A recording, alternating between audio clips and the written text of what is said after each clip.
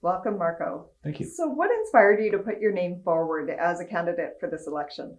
It's very easy for people to have opinions, complain even about the direction or how the city is being operated. It's another thing to actually step up. I've been involved in provincial politics for 9 years. I'm familiar with the political process.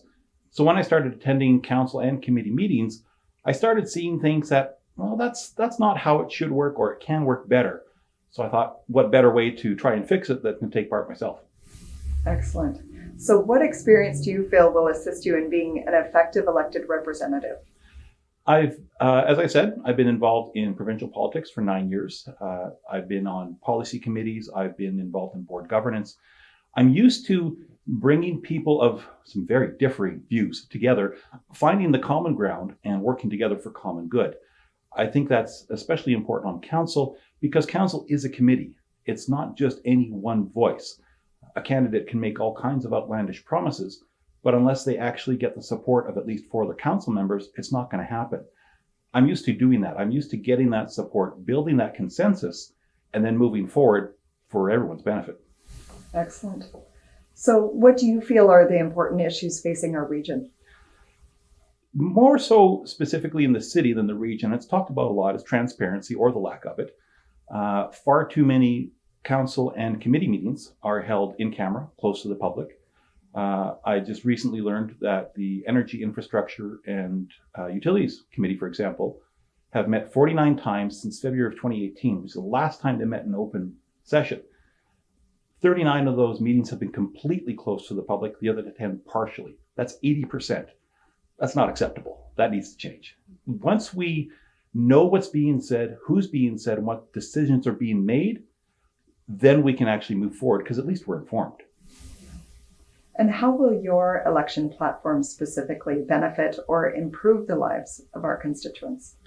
I believe that a representative official has a duty to represent the will of the people. It's a very common phrase. You hear that a lot.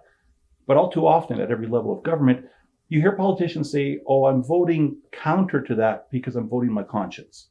I don't believe in that. My conscience says that if I am representing the people of Medicine Hat, then that is my first responsibility. If my personal opinion is different, I'm quite all right with setting that aside to do what the people of Medicine Hat want me to do. I've done it in the past as a uniform shop steward at a convention where we're debating various motions and bylaws. And I knew what the will of the people I represented was. It was counter to my own, but I voted in favor of the motion because I knew that's what they wanted me to do. Great. And what strategies and policies would you suggest for the pillars in our Vote Prosperity campaign at the Chamber? So that includes innovation and a competitive strategy, infrastructure development, image and branding, workforce development, and business and financial supports. We could spend a lot longer than this interview just talking those 5 pillars. I read through the whole platform, and there was a lot of really exciting potential there. One that I look at is the local workforce. I think the way the city can help improve that is by looking within and taking care of their own employees. City employees right now are discouraged, if not even threatened, when they attempt to make suggestions for change or point out deficiencies. That's madness. They are on the front line. They know what works and what doesn't. If the city can get their employees engaged and participating and feel supported, then they in turn give better service to the public, who in turn, for example, like a business owner or an entrepreneur wanted to get licensing, has a much more positive experience, a better outcome. And then they now generate the need for a larger and more diverse workforce. So it's a win-win situation. Thank you so much, Marco. Marco. Do you have any other closing thoughts? Well, you made the one mistake of my name, so I have to address that. It's Marco Jansen, not Marco Polo, but you're still looking for something new.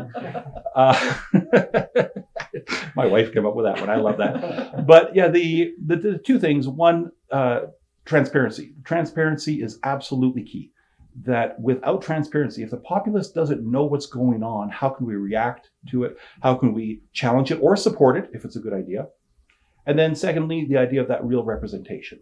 The people of Medicine have to know that when I make a decision, it's based on what my understanding is what they want, regardless of myself, personal agendas, which I don't have, or any special interests. Excellent. Thank you for your time today. My pleasure. Thank you.